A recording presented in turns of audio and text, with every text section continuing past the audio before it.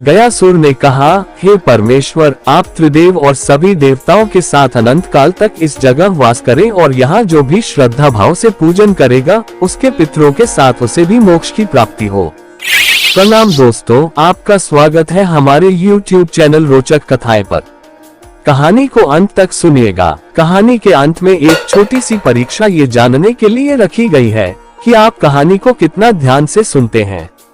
ये जानना रोमांचक होगा कि आपने क्या स्थान प्राप्त किया है। तो शुरू करते हैं आज की मजेदार वीडियो, जिसका शीर्षक है गया की कहानी। गरुड़ पुराण के अनुसार पृथ्वी पर मानव की मुक्ति के 4 मार्ग हैं। ब्रह्म ज्ञान, गया में श्राद्ध करना, कुरुक्षेत्र में निवास और गौशाला में मृत्यु। इनमें से गया को पितरों का मोक्ष तीर्थ कहा गया है। ऐसा विश्वास है कि स्वयं भगवान विष्णु यहाँ पितृ देवता के रूप में निवास करते हैं। गया के तीर्थ बनने के पीछे एक पौराणिक कथा है। कहा जाता है कि ब्रह्मा जी ने सृष्टि की रचना करते समय में गयासुर को उत्पन्न किया। असुर कुल में जन्म लेने के बाद भी गया भगवान विष्णु का परम भक्त था। असुर कुल में जन्म लेने के कारण लोग उसे हीन दृष्टि से न देखें, इसलिए उसने भगवान विष्णु की घोर तपस्या की। उसकी तपस्या से प्रसन्न होकर भगवान ने उससे वरदान मांगने को कहा। गयासुर ने भगवान से कहा कि उसके शरीर को वे इतना पवित्र बना दें कि जो भी उसको देखे उसे मोक्ष मिल जाए। भगवान विष्णु ने उसे यह वरदान दे दिया। वरदान मिलने के पश्चात गयासुर को देखने मात्र से लोगों को मोक्ष मिलने लगा। यही नहीं, अधर्मी लोग भी पाप करके उसके पास पहुंचने लगे और गयासुर के दर्शन मात्र से उन्हें भी मोक्ष मिलने लगा। इससे स्वर्ग लोक की व्यवस्था अस्त व्यस्त होने लगी। तब यमराज सभी देवी देवताओं के साथ ब्रह्मा जी के पास पहुंचे। ब्रह्मा जी गयासुर के पास पहुंचे और उससे कहा कि मैं सभी देवताओं के साथ एक यज्ञ करना चाहता हूं।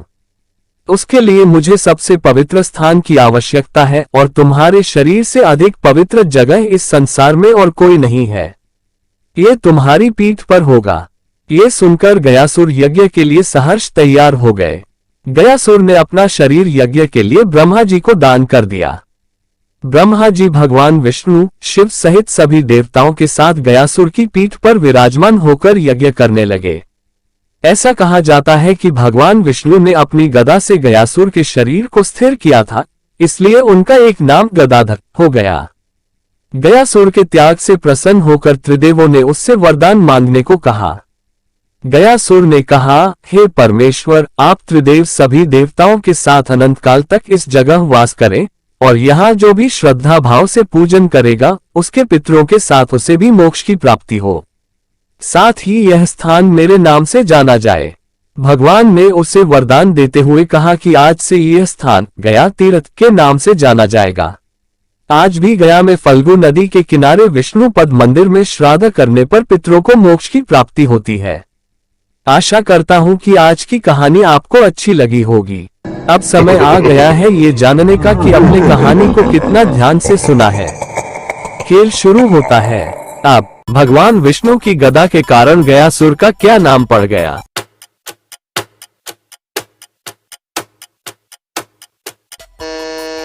गदाधर। किस स्थान को पितरों का मोक्ष तीर्थ कहा गया है?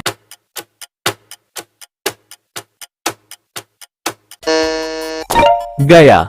गयासुर को कोई हीन दृष्टि से न देखे, इसके लिए उसने क्या किया?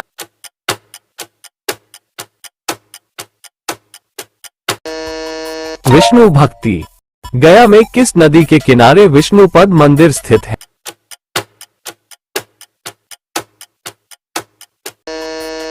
फल्गु नदी।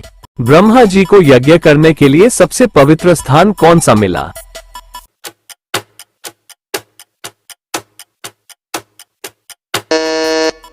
गयासुर का शरीर। आपको हमारी ये वीडियो कैसी लगी हमें कमेंट कर जरूर बताएं। यदि आपने अभी तक हमारे YouTube चैनल रोचक कथाएं को सब्सक्राइब नहीं किया है तो प्लीज सब्सक्राइब करें, साथ ही बेल आइकन को प्रेस करें ताकि आपको हमारी नई वीडियोस की नोटिफिकेशंस मिल सके। आपका कौन सा पद आया है हमें कमेंट करके जरूर बताएं। 3 राजाओं को हम अपने आने वाले वीडियोज में शाउट आउट जरूर देंगे। हमें फेसबुक, इंस्टाग्राम और स्नैपचैट पर फॉलो करें, लिंक वीडियो के डिस्क्रिप्शन में मौजूद है। धन्यवाद।